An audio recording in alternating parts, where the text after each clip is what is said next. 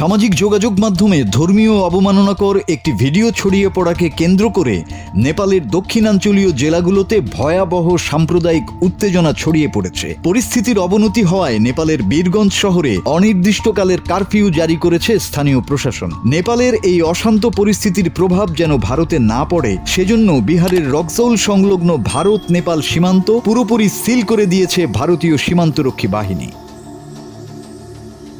ঘটনার সূত্রপাত নেপালের ধনুষা জেলার কমলা পৌরসভায়। অভিযোগ উঠেছে হায়দার আনসারি এবং আমানত আনসারি নামের দুই যুবক সামাজিক যোগাযোগ মাধ্যমে একটি ভিডিও পোস্ট করেন, যেখানে অন্য একটি ধর্মের প্রতি অবমাননাকর মন্তব্য করা হয়েছে বলে দাবি করা হয়। ভিডিওটি ভাইরাল হওয়ার পরপরই ধনুষা ও পারসা জেলায় উত্তেজনা ছড়িয়ে পড়ে। স্থানীয় জনতা ওই দুই যুবককে ধরে পুলিশের হাতে সোপর্দ করলেও পরিস্থিতি শান্ত হয়নি, বরং এর প্রতিক্রিয়ায় সাকুয়ামারান এলাকায় একটি মসজিদে হামলা ও ভাঙচুরের ঘটনা ঘটলে উত্তেজনা চরমে পৌঁছায়। হিন্দু সংগঠনগুলো পাল্টা অভিযোগ করেছে যে বিক্ষোভ চলাকালে তাদের দেবদেবীদের নিয়েও আপত্তিকর মন্তব্য করা হয়েছে।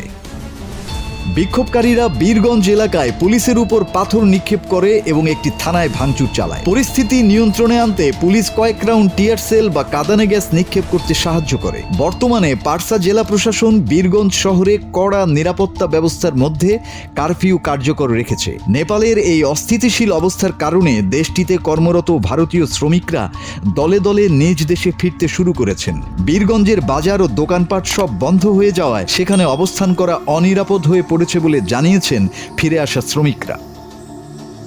উদ্ভূত পরিস্থিতিতে ভারতের সশস্ত্র সীমান্তরক্ষীরা সীমান্তে সর্বোচ্চ সতর্কতা জারি করেছে।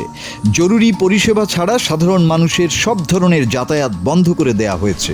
দুই দেশকে সংযুক্তকারী মৈত্রী সেতুতে বিশেষ নজরদারির পাশাপাশি ডগ স্কোয়াড মোতায়েন করা হয়েছে। সীমান্তের সহদেওয়া, মহাদেওয়া ও শান্তিকারের মতো সংবেদনশীল এলাকাগুলোতে টহল কয়েক গুণ বাড়ানো হয়েছে, যেন নেপালের অস্থিরতা সীমান্তের ওপারে ভারতে ছড়িয়ে পড়তে না পারে। মাসুদ হাসান, বাংলা টিভি।